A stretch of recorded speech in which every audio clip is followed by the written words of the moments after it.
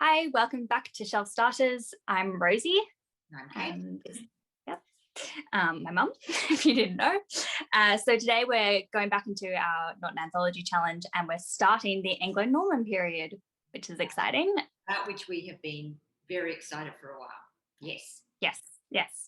So first starting with Arthur's returns, what we've got today is 3 different extracts in the Norton Anthology written by different authors about the same period in history / myth / legend.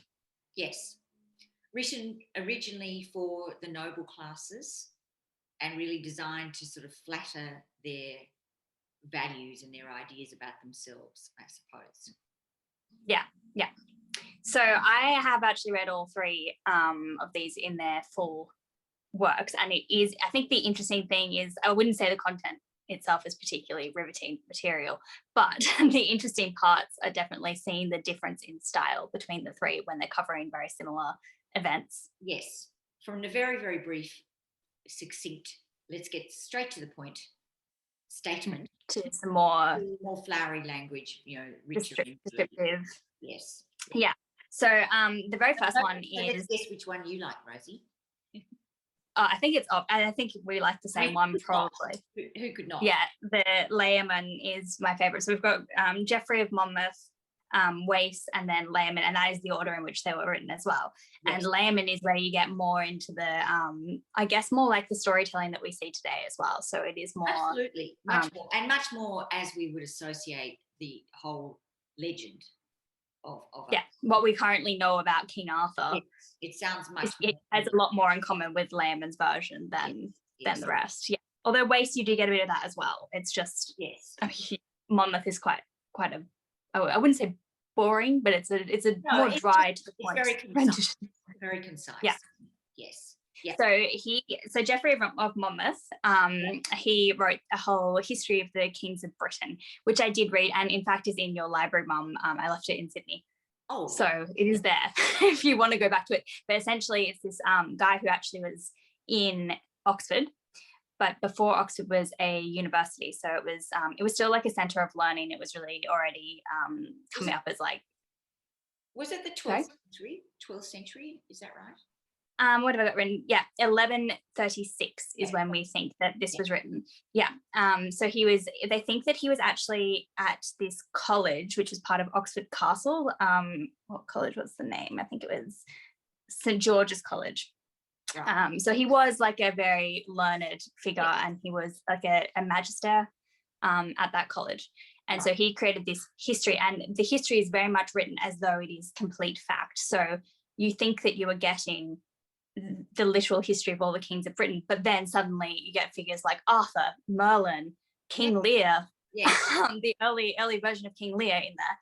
Yeah. So very much not fully historical, but is still posing as that kind of document. Yeah, right. And go on. Sorry. And no. I was just going to say, and the interesting part about these little snippets about Arthur's return, I guess the 2 things that are interesting. Well, I thought the 2 things: Merlin, the the prophet, and the island of Avalon. Yes, the other world. So, which links in from our previous discussion about the Irish legends as well, because they're very much about this other world place. So, I would say, I wouldn't say I really fully enjoyed History of the Kings of Britain. It was okay, but then I bought the Life of Merlin. Which he also wrote. And this I actually found a lot better. Geoffrey wrote it. Our mate Geoffrey also wrote this. Yes. This is a follow-on from where he kind of leaves off with the story of Merlin and Arthur, and this tells the story of Merlin as an older man, and he's driven mad by grief because he has these brothers who die in battle. They're not named, but he's really upset about it, and he goes off and becomes a hermit in the woods, becomes like a wild man, and it's a much more human story about his like struggles with society and balancing this life that he's had as this prophet and lover of science and knowledge, and then wanting to retreat from everything as well and deal with his grief. So I really enjoyed this, which doesn't deal much with Arthur at all, is all about Merlin. But I mean, well, Yeah. that's what I thought was interesting in the story, actually, was that not so much Arthur, which of course, you know, we can appreciate the romantic vision of the leader and he fits the bill, yes, absolutely. But the Merlin aspect, yeah, that's exactly what I thought was interesting. Indeed. Yeah, really, really. Yeah, it's something. Yeah, I guess it's the foundations for a lot of our like fantasy stories as well. You get the character of Merlin then coming back in like Gandalf and Dumbledore and all those kind of old wise figures in magic. So yeah, I'm always very interested in Merlin. Oh yeah, the weird thing about Merlin, and this is actually I'm pretty sure that this is in the history of the Kings of Britain as well. Merlin was begotten by a devil. Oh. So there's this whole part in I think in all of them where they talk about how Merlin came about, and there's this thing with his mother and an incubus figure. Right. And yeah, so that's kind of where his weird powers are supposedly from, that he is some sort of semi-supernatural being because of that. Okay. I know. I didn't know that. Yeah, and then the other interesting parts, and this is weird, like obviously this is not in the extracts that we get, but if you wanted to like look back at this, I guess in more detail in some of these scenes, because I think the whole things are kind of dry, but there are key scenes that are really interesting in each of the complete texts. Was the foundation of Stonehenge, the creation of Stonehenge, which is Merlin showing people how to move the rocks, and so it's okay, that comes. So, Merlin. I mean, that's one of my best memories in going to England was going to Stonehenge. And yeah. I was obviously thinking Tess of the D'Urbervilles, but I hadn't. So yes, I hadn't realised that. It is. Yeah, it's one of the various possible theories for how Stonehenge can be placed. Yeah. But what's interesting is like there's the side that it's all Merlin's magic and things like that. And then there's the other side that is seeing Merlin as more of a figure of knowledge and science. And it's more like the engineering side of how you would actually get stones there. And it's more that he's instructing them because of his knowledge rather than magic. Okay. Yeah. So that's one of them, and then there were some other things with dragons and stuff like that as well. Some other properties I'm just brushing that aside, but they were very interesting. Yes, I would say that those kind of scenes are probably the most interesting part of the history of the Kings of Britain.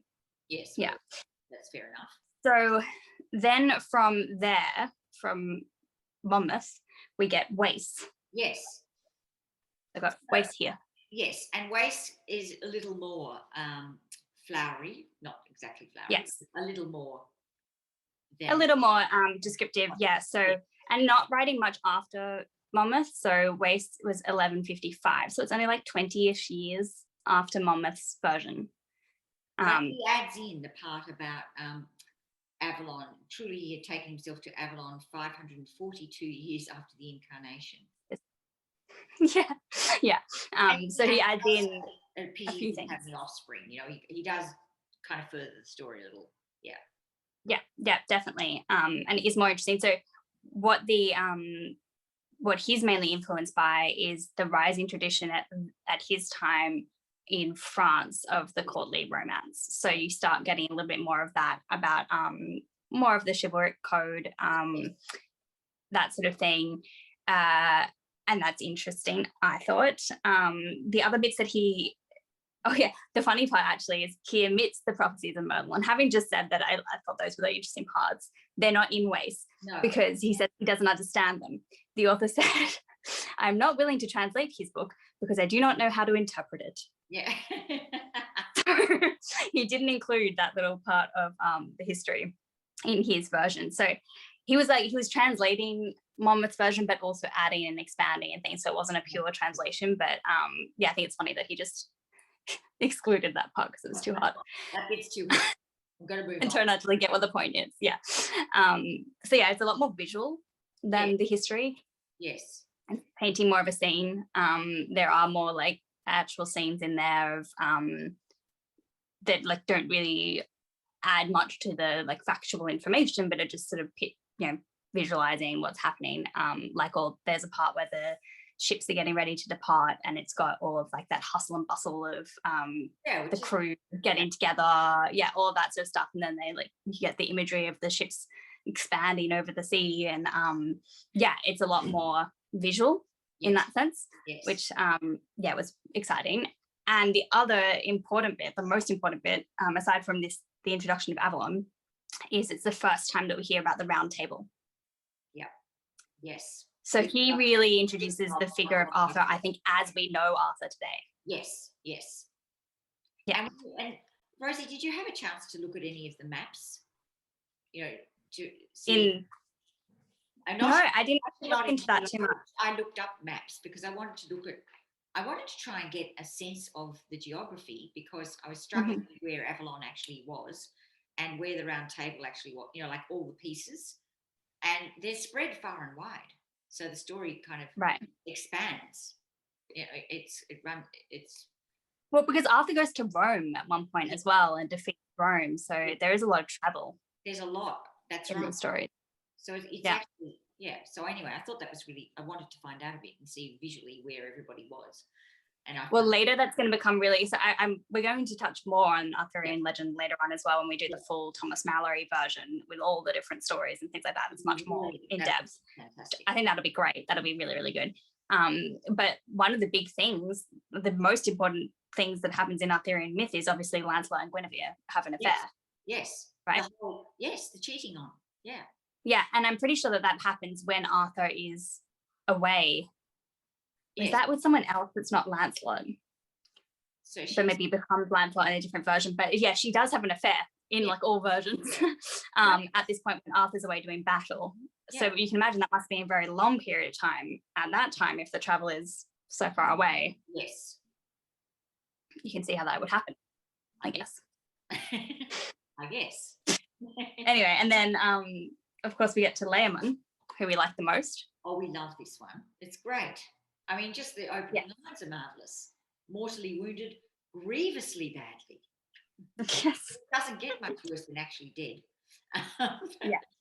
Very bad indeed. I love it. And then, but no, it is, Laymon really tries to make Arthur come alive. Pardon the pun. Yeah. He's gazing up as he's lying on the ground with a sorrowing heart and has dialogue. It actually has. Yeah, the dialogue is important, right? That's like, it actually feels like you're there. It's a story. It's not just reporting. Voice. That's right. So that's what really makes it stand out from the other two versions, I thought. And also, so what's interesting? Oh, sorry. Go ahead. No, I was just thinking also the introduction of, there are women in this version of events. Mm-hmm. The main. Yes, the women that you're talking about. Here we've got Queen Argant. Yes. Argant. A very radiant. Who is apparently an early version of Morgan Le Fay. Yes. Yes. So she's Morgan Le Fay, and then we have two women in remarkable attire who are also fae creatures, who are coming to take him off to the other world. Yes. So not a terrible way to go. No, not really. It's a very romantic way to die. That everybody's dressed beautifully and they're elfin creatures and they're gorgeous. And they take him on a barge, don't they? Yeah, a little boat thing. What's it called? Yeah, a short boat. Yeah. Propelled by the tide. So I guess I imagined a barge.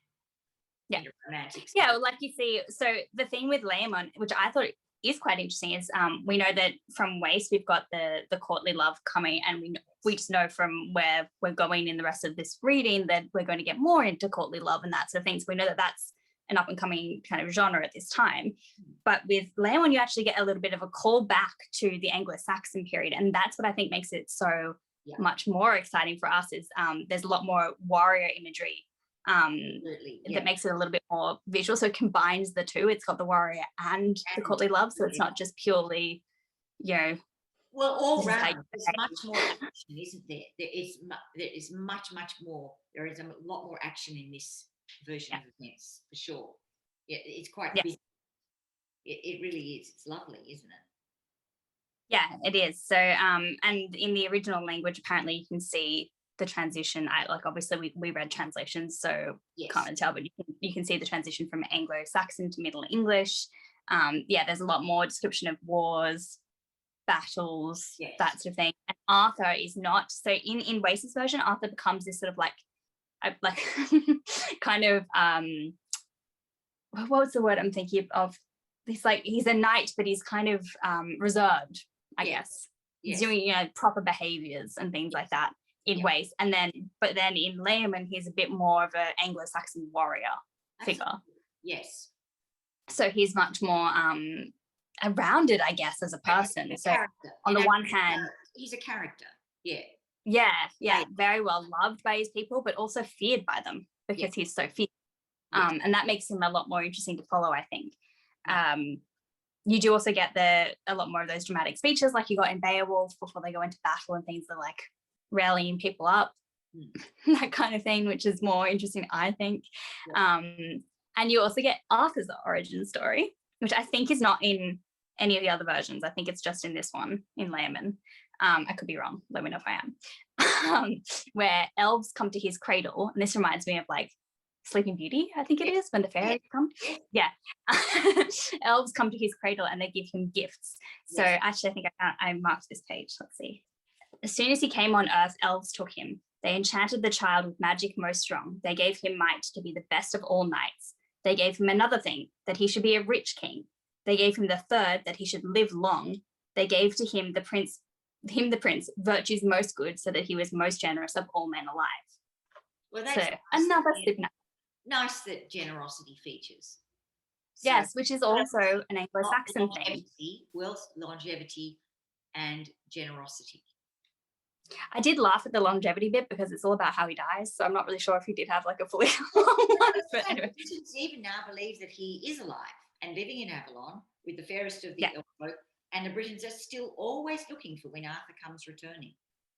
So, Yeah, so that's and I think that whole theory of the myths, we've got very different takes. So we have Monmouth, who doesn't mention it at all, just goes, he died. Cool, that's it. Wace goes, he's got a funny way of approaching it, saying, if the story is not false.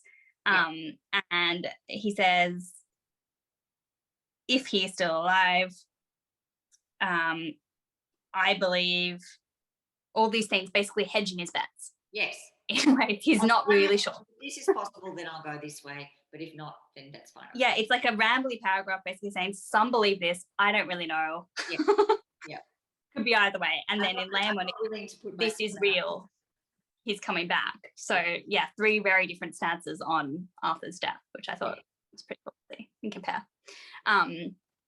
So another thing that this you can't help but, I guess, in this day and age, actually that's not really fair, probably not everyone is aware of this, but I watched the Merlin TV series maybe like 10 years ago now. It was quite a long time ago, but I just kept thinking of it, obviously, having seen and reading these works again. And God, that was so much fun, that series. And at the very end, they do the whole Arthur Returns thing. And there's like a final scene where I think he goes to a London telephone box or something. So he's like now in modern day London. He just rocks up there like, whoa, this is weird. Yeah. And he comes back in the middle of busy London streets. I did not watch that. It was so much fun. I love that show. I think it is it was a kids show, and I'm pretty sure it was like quite low budget and pretty crappily put together, but I loved it. It was so cheesy and fun, and I just can't help but remember that a lot while reading these. Yeah, they were good fun. Well, anyway, it's a nice little taster, isn't it? Yeah, and linking nicely with the Irish myths we read before, the Celtic otherworld. I have also read quite a few like modern fantasy, not modern, but like written in modern day. Yes. Set in Celtic kind of times. Where there's a heavy influence of fays and the other world and that sort of thing. And I find that very interesting, that stuff. Yeah, it is interesting. It's great. It's great to read. I wouldn't have read this any other way. So and I would say that these snippets that you get in the anthology are probably enough. You probably don't need to do the full reading that I did of all 3 works, because they're also all saying much the same thing, just in a different way. But it was an interesting exercise. But I think that was probably, Norton did a good job of selecting just a little bit.